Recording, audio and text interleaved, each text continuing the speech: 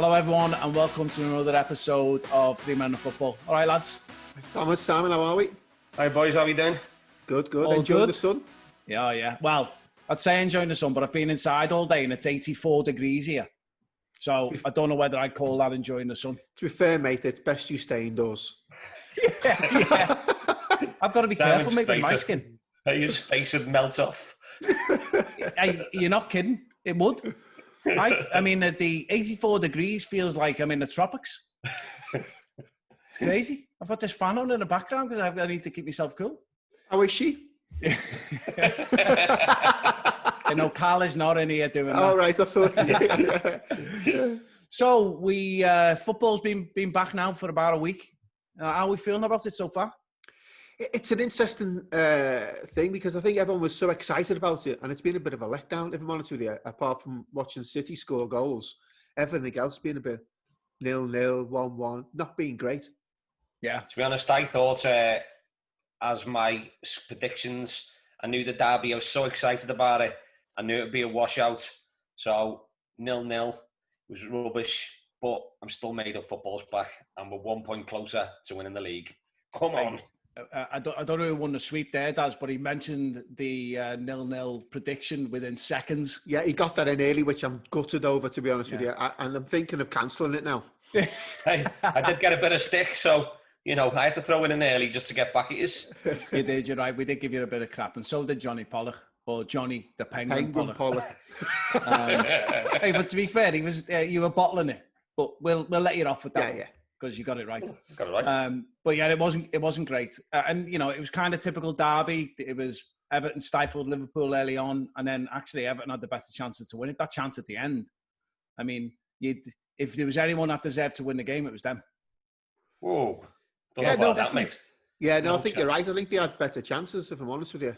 I thought if you looked at things like, you know, what you do with the football, possession, controlling the game, then Liverpool are the much better side. But in terms of chances created, Everton definitely had the more gilt-edged chances. They had 7 defenders. It doesn't matter. All having chances. Yeah. They were useless. You literally couldn't be any more biased, could you? No. Literally, Liverpool were brilliant. They just a little bit slow out the box. Mate, I have no idea what game you were watching. No, I don't. think Liverpool were brilliant. Were you watching reruns of the 80s? They're always brilliant.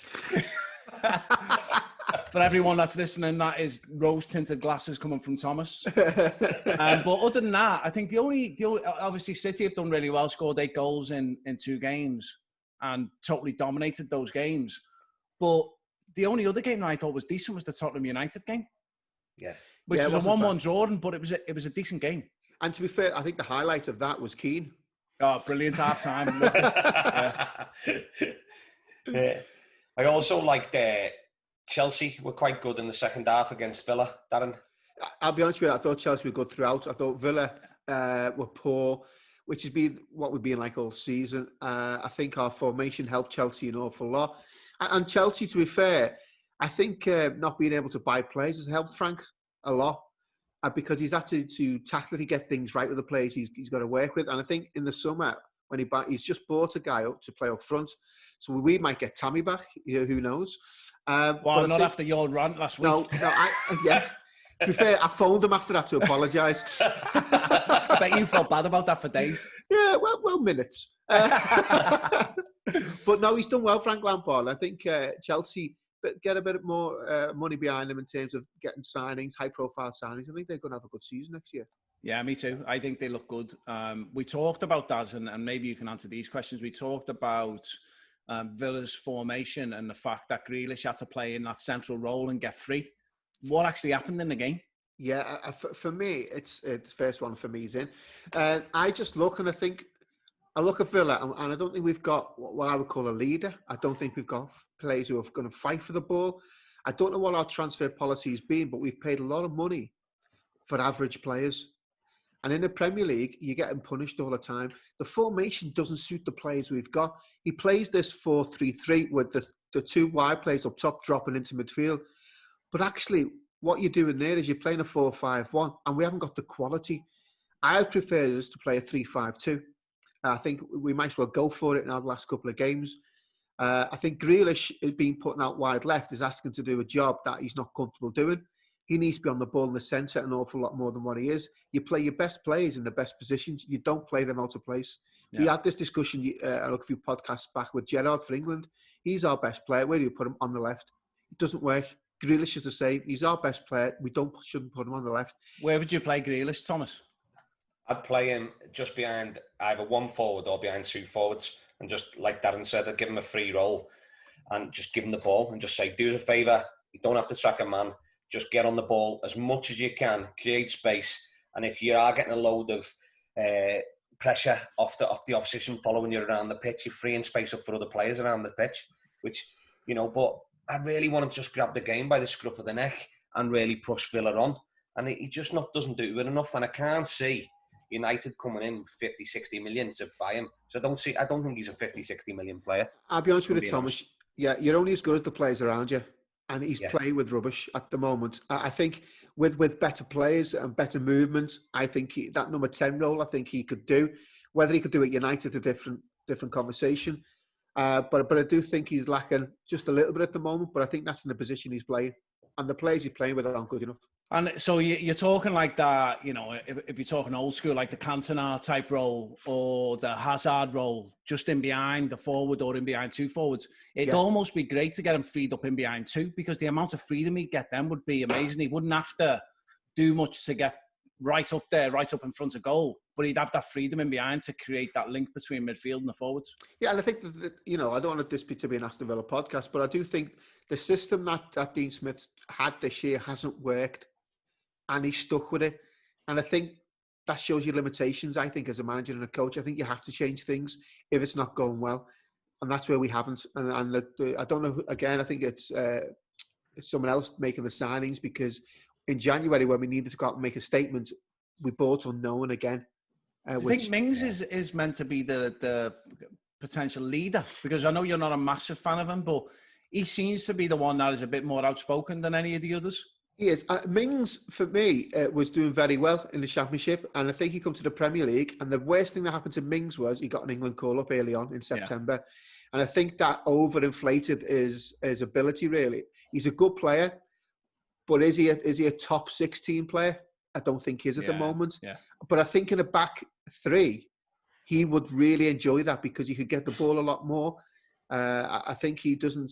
Where Villa, I've got the four players at the back. I don't think it suits us for the four players we've got, because we've got three centre-halves playing in those four positions, which is always good. So I like Mings, but I think he's an average player who had a really good run of form in the Championship and early on in the Prem, and I think getting the England call-up hasn't helped. Yeah, he's definitely a decent player. He's definitely got a bit of ability, and he's big as well, which I think helps. But certainly not a top player in the Prem at the moment. What other games have stood out for you, Tom, so far? I liked the United-Tottenham game. I thought Tottenham were excellent first half, put United under loads of pressure. Second half, United changed things up, brought Pogba on. They dominated a little bit, and I think they were lucky to get away with the draw, to be honest. Great game, really enjoyed it. Decent intensity, which I'm finding there isn't a lot of intensity in the games that we're watching. It's been a bit flat. I'm finding they look more like pre-season friendlies. Yeah. Like the week out, like your final tune-up type game. So you're nearly there fitness-wise, but you're just not right there to kick someone really hard yet. That type of game. Can I ask? Sorry, Tom. Can I ask you and Sam what you think about the water breaks? Oh, I don't like it. I think it kills the continuity of the game. I understand why they're doing it, but it just... Why have we all of a sudden gone to quarters? I know we're talking about fitness and all that. I'm not a massive fan of this chat about, they're coming back and they're not as fit. The reality is they're footballers. They're getting paid a load of money. When they were off, when they were not working, they should have been working out themselves. They should have been keeping themselves fit. So then when they come back, they could focus on technique. So don't give me that excuse that they're not fit. They're fit. So why are we doing the water breaks all of a sudden? We've never done them before.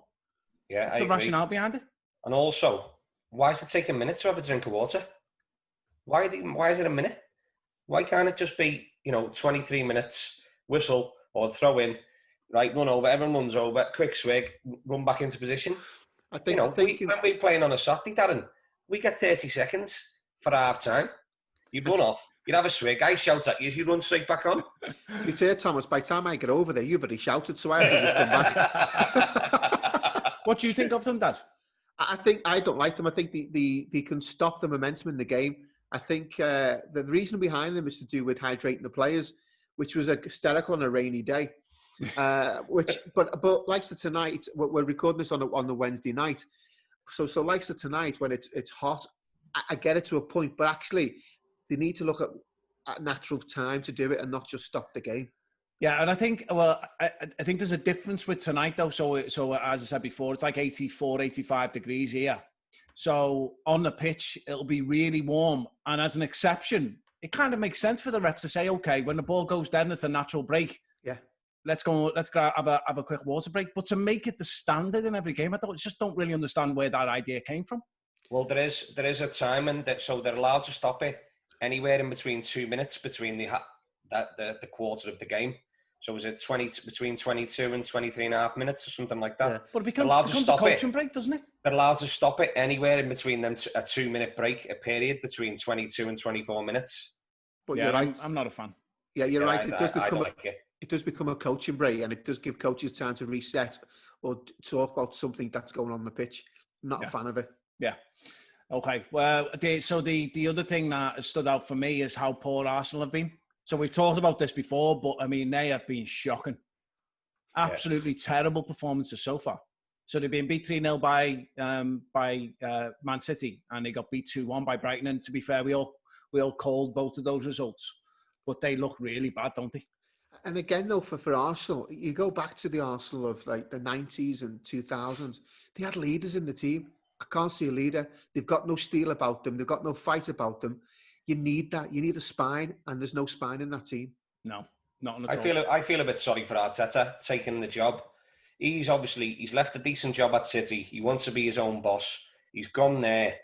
He's got hopefully a bit of money to spend, and he can build the squad and rebuild Arsenal because he played for them. But with this COVID happening, how poor Arsenal are, I don't think he's going to get half the money he was expecting. And I don't think he certainly hasn't got the players or the squad or the quality there to work or nurture. Even some of the kids, Sacco, for example, there's talk of him leaving already. I think his contract might be up at the end of the next season, and he's not willing to sign. And some of the big sides are looking at taking him. You know, they've signed David Luiz now. That is horrendous. They've signed him. He's extended his contract after what he did last week. He's extended his contract for a year. But I mean, I think what's happened there is they knew they were going to struggle to sign players. Yeah. And he's just been you're going to do because we're not going to be able to get anyone else. The two other guys they had on loan, they've also signed to permanent deals. So I just think they're going to really struggle because the quality is not there. My question is going to be going back to, where are these academy lads? Yeah. You know, and we keep going back a bit. I mean, Chelsea brought a couple of their lads through. They were forced to, but at least they brought them through and they stuck with them. You look at the top sides and you've each got maybe one or two lads who are coming through. I don't see that at Arsenal. No. I really don't. So I tell you who has done well on the return is Newcastle. Yeah. Can I just say, we are recording this on a Wednesday night and Newcastle are beating Villa at the moment. Oh, so really? If I suddenly throw the mic down and storm off, it's not gone well. You know why? So they beat Sheffield United 3-0, which was unexpected. I know there was some drama in that game, but Simon, sorry to interrupt. 1-1. Game on. Yes! Who scored that for both teams? Both teams, I can tell you, it was Gale and Elamandi for Villa. So 7 to 8 minutes to go with injury time. Hopefully, we'll get something out the game because it's a massive game for us. Sorry, guys, we'll go back to it now. No, that's it. I think that'd be a good result. And then Liverpool are obviously playing later against Palace. What are you expecting there, Tom? I'm hoping that the legs are feeling a bit better after the derby. Everton tried to stifle us, and they just closed all the space down. I fancy it's going to be a tough game.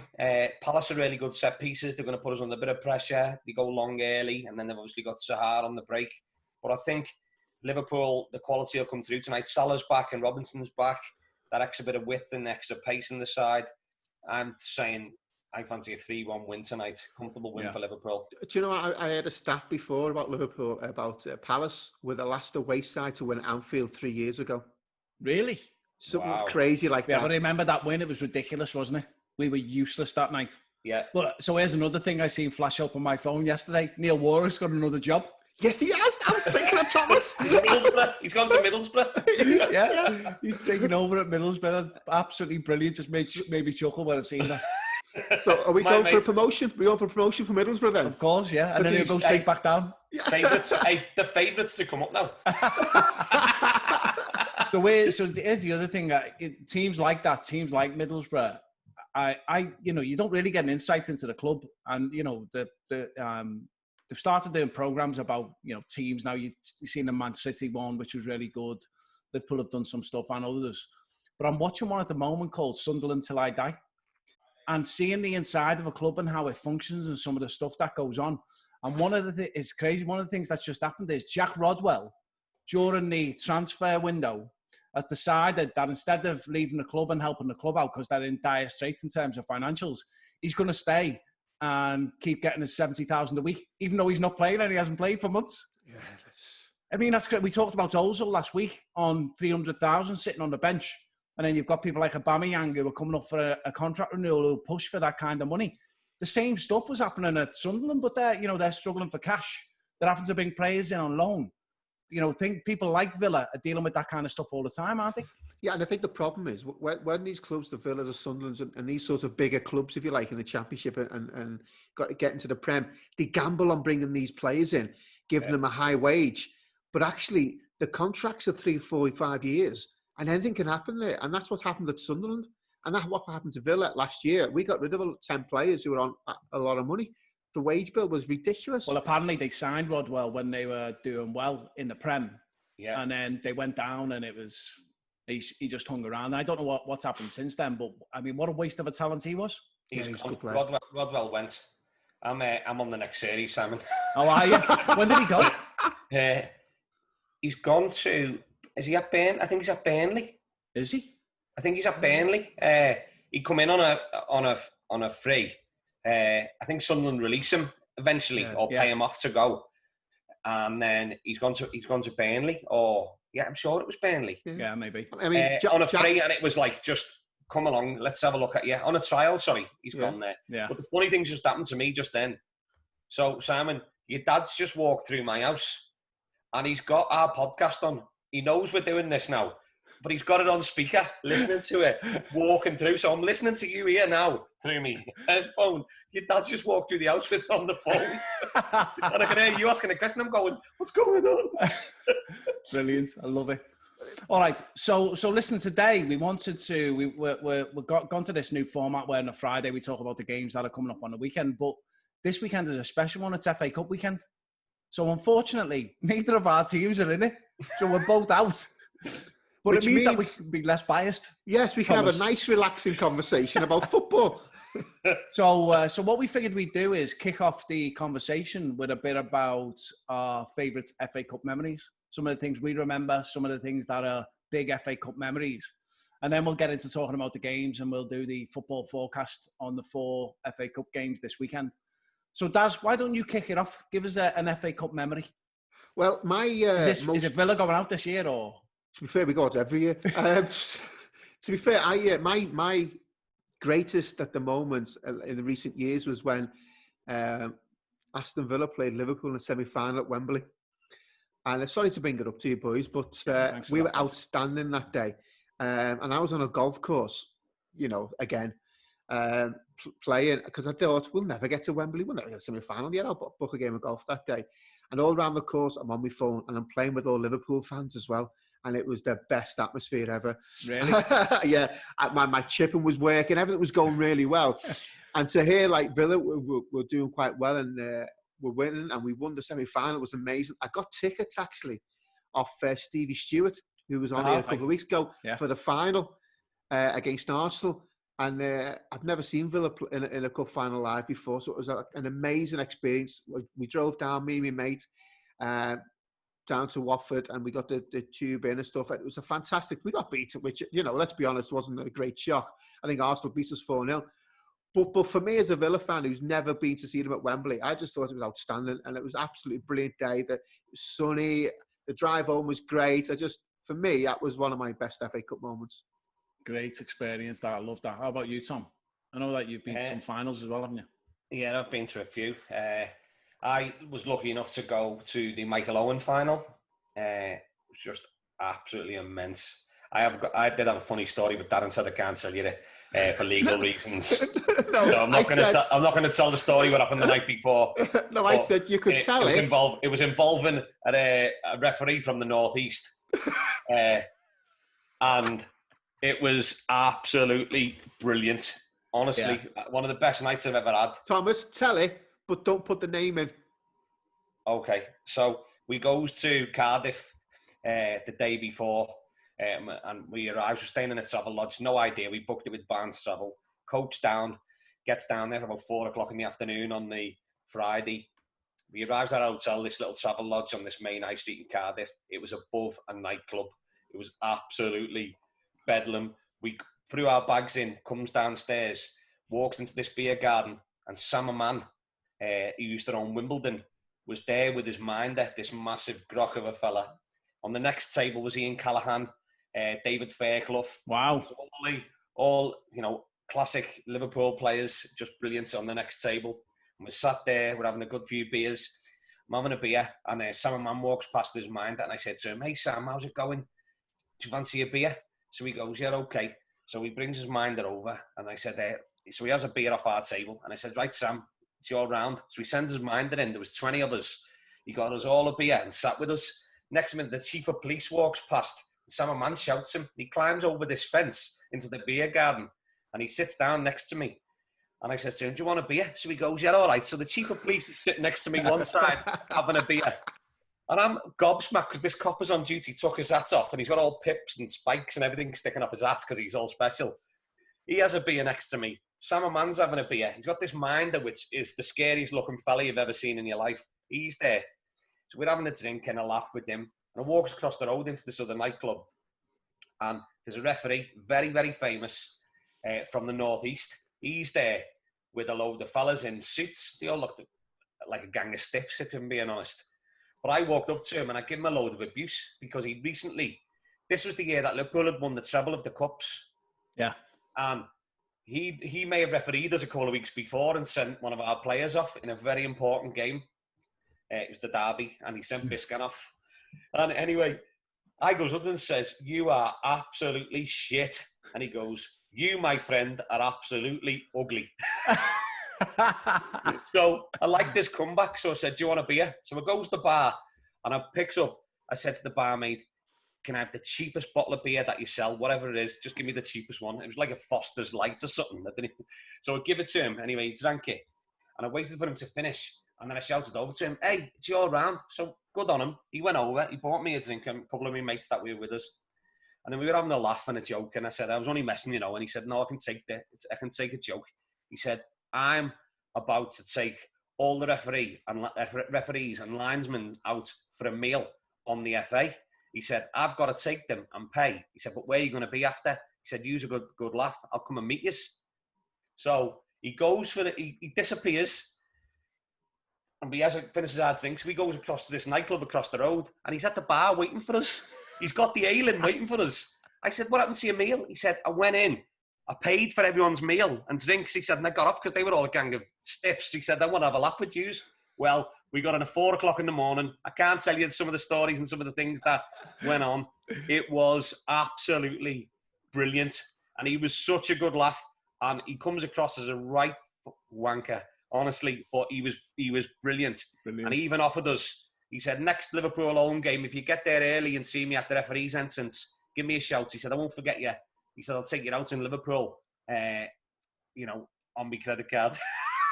That's brilliant. That's great. It was a brilliant night out. So next week on Tales with Thomas, we talk about...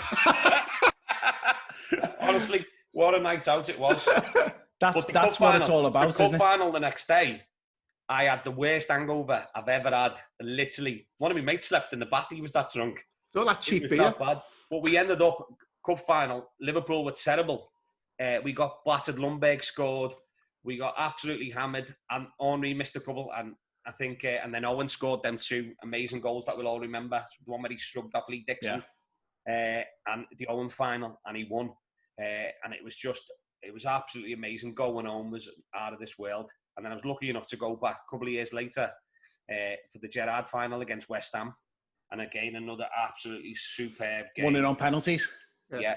I love the way you all name the finals after your players.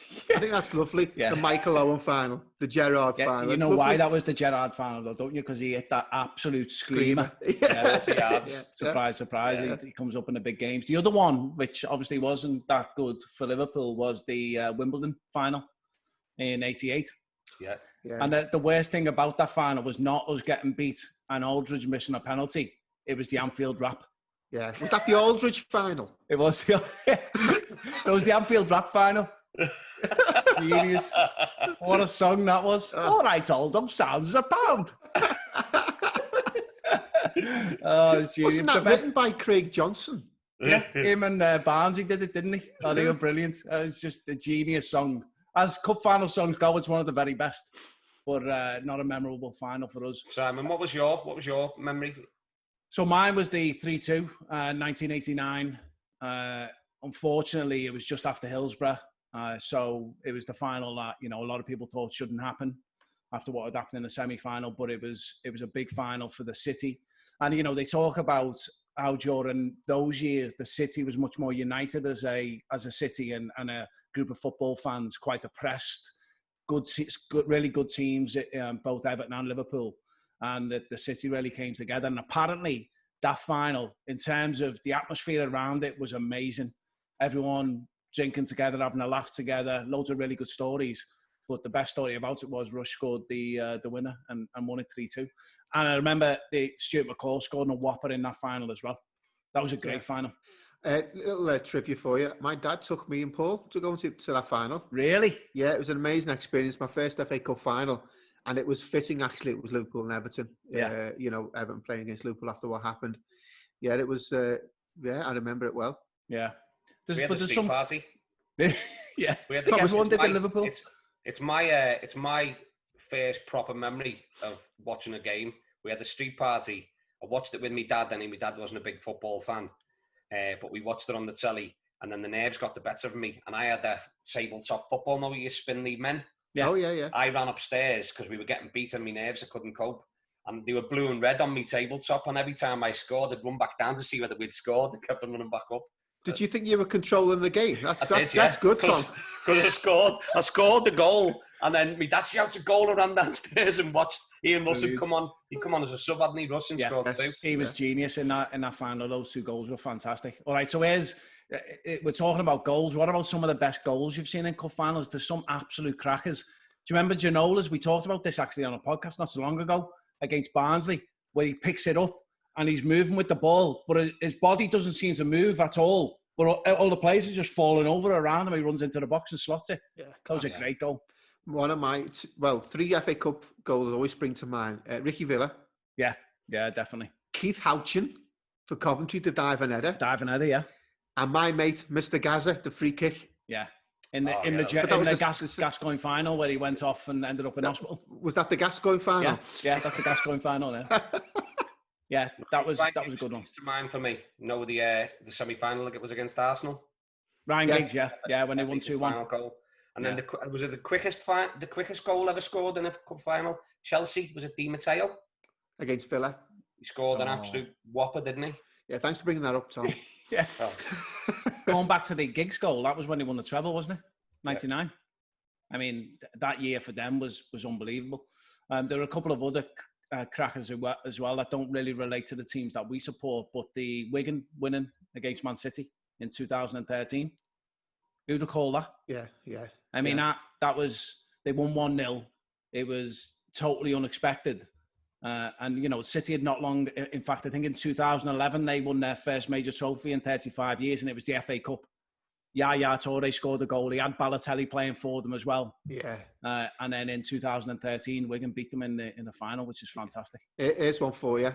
Mickey Thomas for Wrexham against Arsenal, wasn't it? Free kick. But you don't always see that one. And Ronnie Radford goal. Ronnie Radford. Who's he? I mean, they got beat. He played for Hereford, 1972. It's the one where you see him running and hitting the ball and it goes right in the top corner, really muddy pitch, and then he just runs off with his arms in the air. White shirt. Yeah, you know what, have you seen it? To be honest, I was really annoyed about a goal that Liverpool were robbed. When we got beat by Chelsea, Andy Carroll scored a great header, and Peter Cech, it was well over the line. Peter Cech pulled it back from behind the line, and we didn't have goal line technology. It doesn't matter goal line technology now if it goes behind the line. It's like the ghost goal. Yeah. Okay, it's optional. I've got one that you won't beat in terms of goals in the FA Cup. Trevor Sinclair, overhead kick. QPR beating Barnsley 3-2 in the fourth round. 1997. Best overhead. Well, it's certainly in the top 3 overhead kicks I've ever seen. I think Rooney's was outstanding. I also think Gareth Bale's and Cristiano Ronaldo. No, I did one. Should we mention we don't talk about them, Daz, because we could be here for a while because we've scored a couple between us. Yes, we have. But that was, if you remember, he crossed it in. It got crossed in from the right on the touchline, and he was on the edge of the area. Yeah. And he literally couldn't have caught it any better. Do you know, he had so much ability, but I don't think he ever really reached the heights he should have reached. No, that's because he was 5'7". He literally couldn't reach. Yeah, bit of a step ladder. All right, any more before we move on to looking at the games? No, they're the 3 for me. Yeah, there's some absolute classics there. I do that Gascoigne one. I remember really clear, that free kick and then him going off, and he tells the story in his documentary about being in the hospital when they win it, and they all come in with the trophy. Gary Mabbott takes the trophy and you see him going into the hospital. That must be horrible, especially for a player like him at that time as well. Yeah, he was phenomenal. Because he was just on for a move, wasn't he? Yeah, to Lazio. Yeah. And they had to postpone it for a year, I think. Yeah. I know Darren says I'm biased, but Gerrard's goal in the final's got to be the best ever scored. Thomas, don't get me wrong. Against West Ham? Yeah.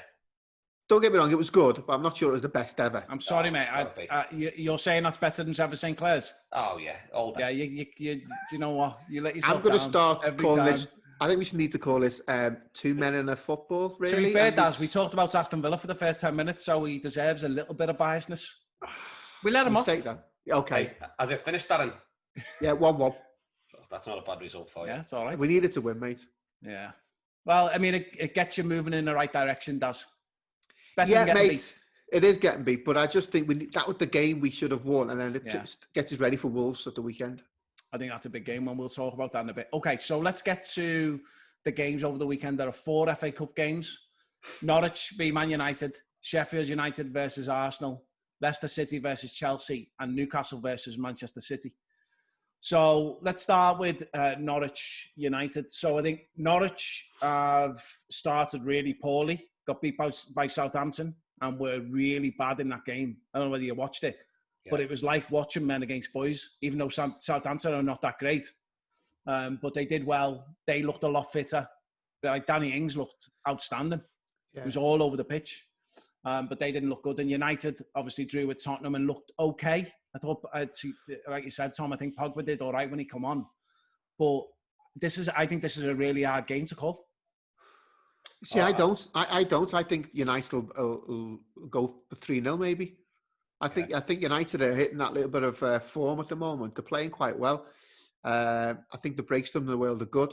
Norwich, on the other hand, they've got, for me in this game, they just got to go at him because the league going to get relegated. So I think the FA Cup might just be, I don't know, he's rested 1 or 2 players tonight. So that might be an indication of what's going to happen at the weekend. But I can't say anything past United. Yeah. United for me, I think they'll walk it. I think if Norwich need a miracle, they need a miracle to stay in the league. If they've got any ambition to stay in the league, they want to just get this game out the way. They want the players fit, and they want to just try and get a run of games. I mean, they'll try and compete and hopefully take a bit of credit out of it to take into the next league game, but I can't see nothing but a United victory. Do you think Pogba will play the full game? Yeah. They might use it as the warm-up, ready, to get him put in the side for 90 minutes. It might be worthwhile throwing him in. I think he'll start. Yeah, I think he'll start, and it may be, depending on how the game goes, bring him off about 75 minutes, possibly. Yeah. That might be the plan. Why not? But also, I think United have just won. I think it's just finished. They were beating Sheffield United 2-0. I think it went to 3, but I'm not sure. I could have been looking at another result. Okay, Yeah, so. all right. Let's do the score prediction on this one. Well, hang on then, because the football forecast is not going well.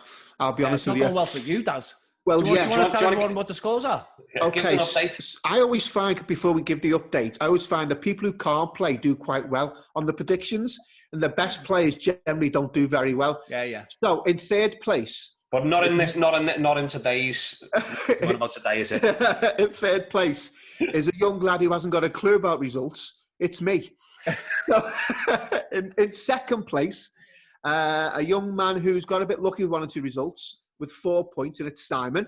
And in first place, or as we like to call it, the lucky place, it's Thomas, whose 0-0 prediction in the derby, when he bottled it, has got him 3 points. Hey, he picked his scores out of a hat. He hasn't got a clue what he's doing. I've told you, I'm not wearing no shirt, so I'm either going to walk this competition and... Or you're walking off the podcast. Either way, I'm not wearing the shirt. I'm hoping Birmingham have a sale on their shirts. All right, can you just tell us what... I know you said you're in third place, but how many points have you got, Darren? I'd like to say, for me, I've got less than you and less than Simon, and basically 0. Yeah. All right, let's try and get you off the mark, Daz. What do you think about Norwich United? I'm going to go with 3-0 to United. Okay. Thomas? I'm going to go 4-0 to United. Wow. Okay. I'm going 2-0 United. All right, so we don't think Norwich are going to score. No, I think it'll be tomorrow. They don't look like scoring at all. I think it's going to be tight. United will carry a 1-0 lead into the 70th, 75th minute, and then they'll get a late goal to kill it. That's my take anyway. All right, so next game, Sheffield United versus Arsenal. Now, both of these teams have been pretty useless. So Sheffield United drew 0-0 with Villa and did not look good at all. And then got beat 3-0 by Newcastle. And again, there were mitigating circumstances there. And then Arsenal being beat 3-0 and 2-1 by Brighton. I mean, they both look absolutely crap. Yeah, I think this is the toughest game to call. Because only because both of them are not very good. Yeah, they both haven't done anything since we've come back to play. I think Sheffield United have a bit more steel. Arsenal, you may argue, have a bit more quality individually, not as a team. I think it's a difficult one to call. So I'm going to let Thomas go first on this one, Si. But this is the only thing Arsenal have got, really, isn't it? So surely he's going to pull out all the stops to get through this.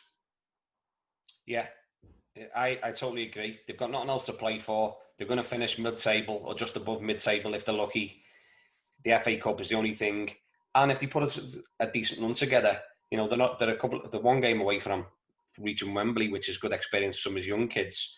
So my prediction is going to be 2-0 Arsenal. Okay. I think it'll be tighter than that. I'm going to go 2-1 Arsenal. But I think Arsenal will win it because I think he's going to pull out all the stops. He's going to play all of his players, and Sheffield United do not look good in that Newcastle game. They look really poor.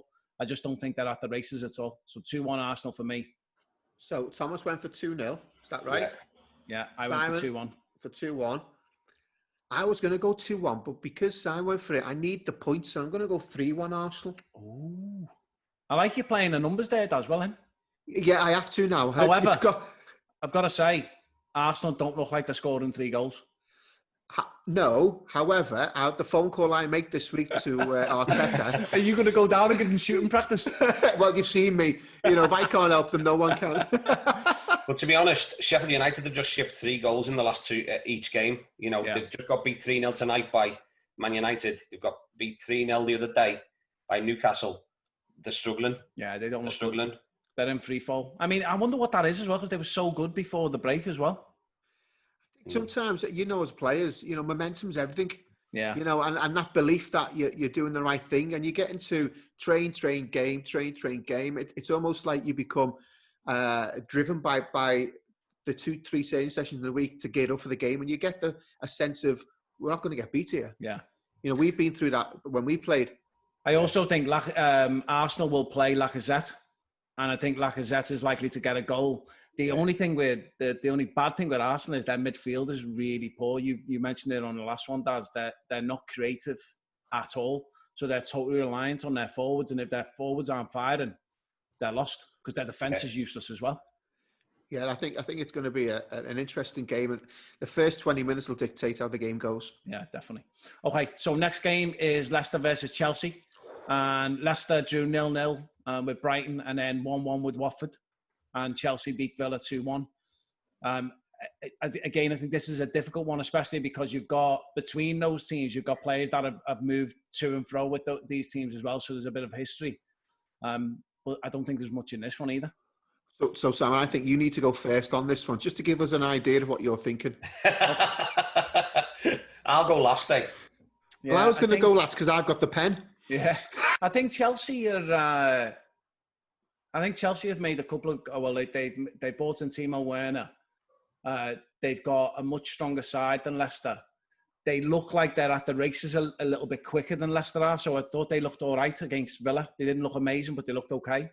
They've got another game between now and then as well.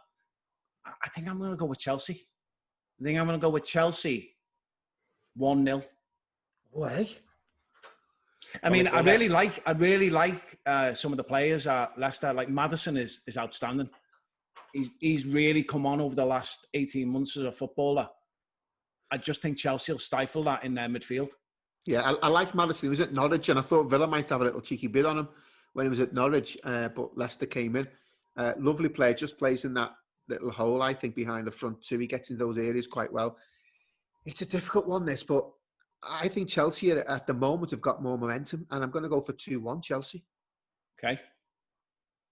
I'm made that you've both gone that way because I'm going the opposite way. Well, I've said that about you for a while, Thomas. So tomorrow night, it's Chelsea, Man City. Yeah. Really, really tough game. And then to be playing again so soon on Sunday against Leicester, I really fancy Leicester. Leicester 1-0, Vardy. Okay. He's even named the goal scorer, Si. Yeah, he's taking it to the next level. But here's why I think you're wrong. Although you've given your score now, so you can't change it. Chelsea will rest their best players against City. They won't play their best players because they've got nothing to play for other than European spots. But they're going to want to win a trophy. He'll push on for the FA Cup. There's pressure over them. They're not guaranteed the slot yet in the top four. No, but I think they've got more chance of going on an FA Cup run and getting to the final and maybe winning it than trying to get in the top four. Well, if you looked at this, we're saying so far it's United, Arsenal, then either Chelsea or Leicester, and then the other game is City, United. If City go through in that game, City are by far the favourites for the trophy, aren't they? But you're going to think if you're in Chelsea's shoes, you're in a good spot there, aren't you? But also, City will. Well, if you get to the final, if City gets to the final with Chelsea, did Chelsea get a European spot because City are already in, or not? I don't know how it works. They might go out as well because they're banned, aren't they? Yeah. Oh, of course, yeah. But well, we're waiting for that. They're going to appeal it, yeah. All right, so let's do the last game then. Newcastle United versus Man City. So Newcastle beat Sheffield United 3-0. Although again, the fact that Sheffield were not up to much that tells you a lot about that game. But City have been outstanding. 3-0 against Arsenal, 5-0 against Burnley, and it was like a walk in the park against Burnley, wasn't it? Yeah. It was embarrassing for the Premier League team, I think. Yeah, it was. Yeah, it wasn't great. Even more embarrassing when that idiot flew over the top of the stadium with White Lives Matter. Yeah. What are people thinking? I heard today he's getting sued for it and he's getting done for it. So that's definitely good. And I love the fact that the players come out, the Burnley players come out afterwards, and absolutely hammered them for doing it. Was it Ben Mee? Was he came out? Yeah, he was brilliant after the game. Superb. Yeah. Good. See, so what happened there was, I think the Burnley players had found out about it before it flew over. They had, yeah, just when they were coming out, and it really put them off. So Burnley, they haven't started great, but they weren't as pathetic as that. They were pathetic against City the other night. So but that was terrible. Yeah, but Thomas, there's a few contractual issues at Burnley. Sean Dyche came out and said the chairman hadn't signed them in time or something, and there's a bit of an issue there that he couldn't have three of his players Wow. He could have selected 9, but could only select 7 subs or something because and 2 of them were kids. Yeah, and this was always the case when it gets to June and July. It was always going to be a case with contracts going to be becoming an issue and extending them for another month. And Burnley have suffered for that. Yeah. Yeah. So what do you think then, Tom? What are you thinking about Newcastle so far? They look quite solid. We talked about Steve Bruce last week, and I like him. He steadies a ship. He gets them playing. Not fantastic at second football, but they're quite solid. They're hard to beat. They get a lot of 1-0s and stuff. I think they possibly could have. They had the 1-1 tonight, haven't they? But they're a bit toothless. That Joe Linton, he's not a £20 million, centre forward that's going to score you double figures. Never mind. You'd be lucky to get 5 for the end of the season. And against City will absolutely rip them to shreds. So yeah. They look brilliant so far. It's only going to be one winner there, and it's going to, even if City put their second string out, who, by the way, when I checked their bench, it's out of this world. Yeah, the second string is better than 90% of the Premiership. They'll walk it. They look outstanding at the moment, don't they? Klopp said this week, the one thing that he took away from the first round of games was how can any team be 20 points ahead of City? Yeah, because they just look absolutely brilliant. I mean, I think this is a really easy one to call because I think City are going to absolutely batter them. So it depends just how many goals by. Yeah. All right, Daz, go on. Well, Thomas, you're going to put yours in first. Like what you've done there, Daz. Hey, I've got the pen. It's the new rule. I'm going to go 4-1. 4-1. 4-1 Newcastle. I'm going to give Newcastle a little pat on the back for getting a goal. Oh, I've given them 4. Sorry about that. Yeah. All right, I'm going 4-0. They're not scoring. They're not good enough. See, I was going to go 4-0. And part of me thinks I've almost got it. I'm going to be bold and brave, Thomas. You should take note. I'm going to go 5-0. Yeah, but Daz, we've got to stop giving him crap now because he got it right. Yeah, but he didn't get it right. He did. But what I'm saying is he bottled it. That's how he got it right. He bottled it. He did. I didn't. What I told you was my heart said 4-0, but my head said it's going to be a 0-0. And exactly go with your head. Bottled it. That's the first time you've gone with your head, I tell you that.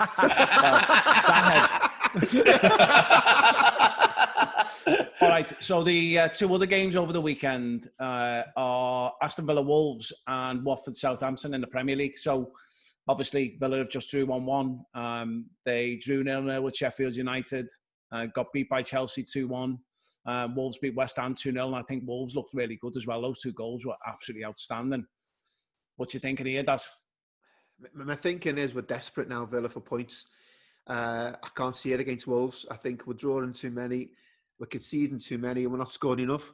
Simple as that. Yeah. I can only see a Wolves win. And it pains me to say that, but...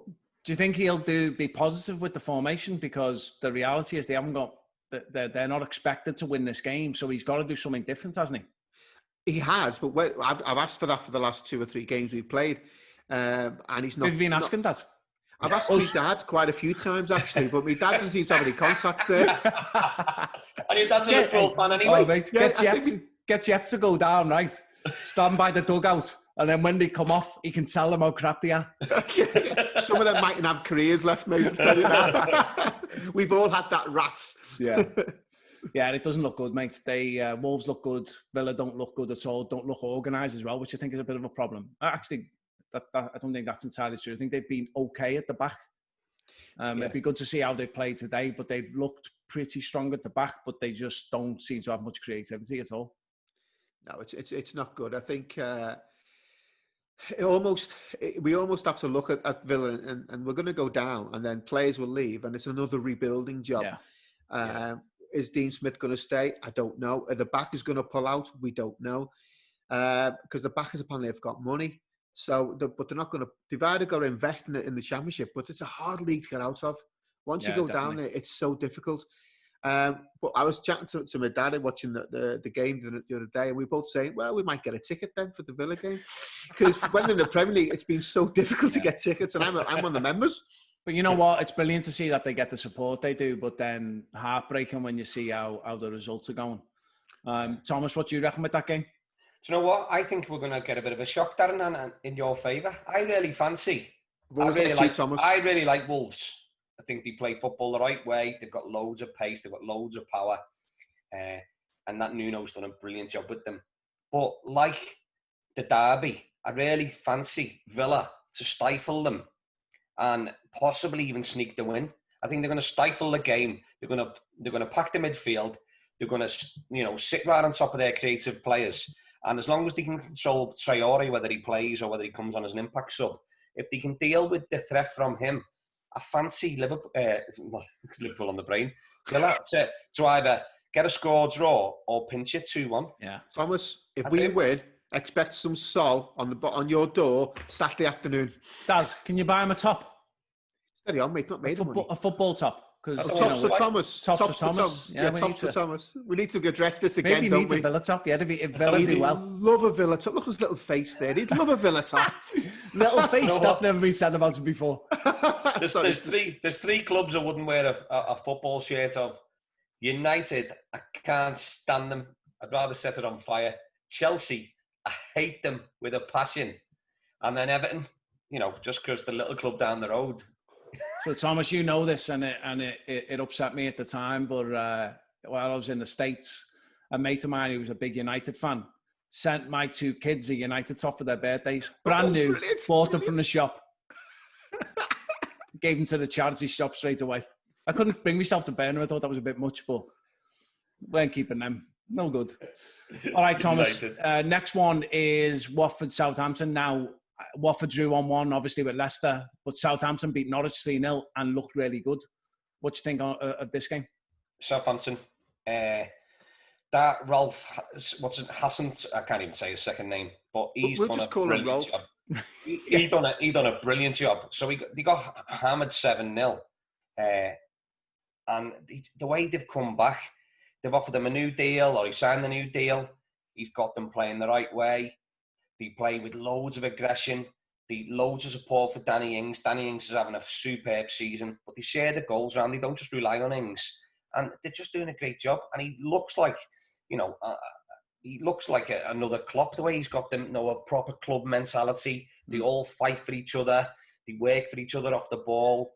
The defenders' numbers, the attacking numbers, they're a cracking little side. I really like them, and I fancy them. They're going to win. Yeah.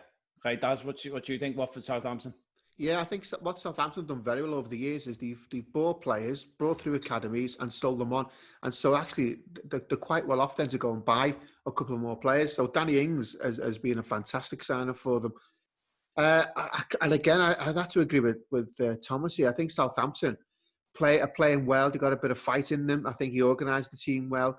Ings up front is always going to get a goal. And I think Watford are going to have pressure on them to get the result, and they might leave space behind the back. Yeah, I think that's a good analysis. I think Southampton are doing really well. You mentioned, Daz, the fact that they've done well to sell players, sell majority of them to Liverpool. Oh, yeah. Which has made them a few bob over the years. They look great. I love the fact that Danny Ings is doing well for them. Although it doesn't count, I think it'll be a 2-1 win to Southampton, because I think Deeney might grab a goal. But I do like Southampton as a team. I like them as a setup, and they're building. To your point, Thomas, they're building a good club there. So it'd be great to see them win now. But even this week, they've had an issue with Højbjerg, the captain, come out and said, "I want to move. I want to go to a bigger club." No messing about. Stripped him of the captaincy, but no big massive fallout. He still played at the weekend. Yeah, I just thought, great. There's no messing about with this fella. Like he's doing it the right way. That's the way to deal with it, though, isn't it? What are you going to do? Yeah, well, some people spit the dummy out, don't they? And refuse to play, or the manager, right? I don't want to win this. He doesn't want to be. He wants to go to a different team at the end of the year. Let's get. He's not playing now. Get the 2 wins they need to stay in the league. They're guaranteed to be in the league then, and then see where they go from there. But he's got decent players like Ward-Prowse, another one. And I like him. I like him a lot. Great on the ball, great from set pieces as well. I like that mentality, because the reality is that it's all about getting the points on the board. And why would you not play him? Yeah. If he's a good player, and he is, why would you not play him? It's okay that people want to go to bigger clubs and they're ambitious. There's ways of dealing with that, and I think he's dealt with it really well. Yeah, boys, just while we're on that, I'm going to put a transfer request in. There's a bigger podcast. That's for me. You don't mind, do you? I'll just strip you of your talent. Yeah. No, you're all right. Wall of hate. Well, after last week, Daz, you may be the wall of hate. Well, yes. Sorry about that. After your rant about Abraham, you may be doing it from now on. All right. So speaking of the wall of hate, that'll be back on the next episode. We're also going to be talking to Tom Butler. We're all looking forward to that, aren't we? Yeah, it's going to be great. Ex-pro, played in the Premier League, played in the Championship. Seems like a really good lad, and is looking forward to having a go with Thomas about Brendan Rodgers. Can't wait. Apparently, was he a tricky little winger? Tricky winger, yeah. Scored a few goals. Daz, final thoughts? The Premier League's back. It's going well, except if you're a Villa fan. So if you don't see me in the next podcast, I'll be crying in the corner because we've been relegated. You'll be crying again, Daz? Again. That's all I ever do these days, watching the football. Thomas? Well, I think then by the next podcast, Liverpool possibly could be champions. A win tonight and City defeat tomorrow to Chelsea. I think, does that do it for us? Are we champions? Yeah. So, I'll probably be drunk on the next podcast if that's the case. For like a week. Finally, get a bit of sense out of him. Yeah, it's great to have it back. I'm actually really looking forward to the FA Cup weekend as well. To Daz's point at the start, it's a weird feeling that we're not in it and you just get to watch a bit of football. Don't like the fact that Liverpool aren't going to be playing over the weekend, but it'll be fun to watch the FA Cup. I always like watching the FA Cup, and it'd be nice to see a little, outside win. Imagine Norwich get a result against United, or Sheffield United beat Arsenal. That'd be great to see. Or even more so, Newcastle United beating City. If Newcastle beats City, there could be a statue of Steve Bruce at St James's Park. Yeah. United City final, I think.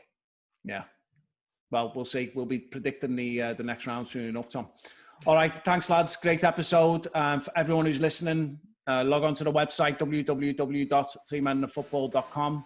Download the podcast on the normal podcast platforms, or you can watch us on YouTube. And we'll see you all soon, somewhere down the road. Take it easy. Thanks, lads. See ya.